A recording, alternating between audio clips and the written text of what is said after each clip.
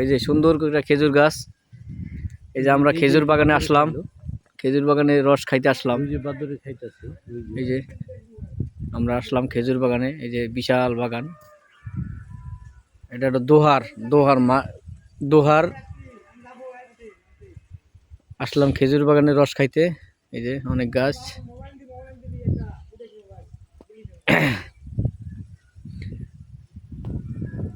আপনারা যদি কেউ আসতে চান তো এই যে নাম্বারে ফোন দিয়ে আইসেন, নাম্বার দিতেছি, এই নাম্বারে ফোন দিলে আপনি খেজুর রস পাবেন দোহার আসলে। এই নাম্বারে ফোন দিলে তো পাওয়া যাবে নাকি খেজুর রসের লিগা?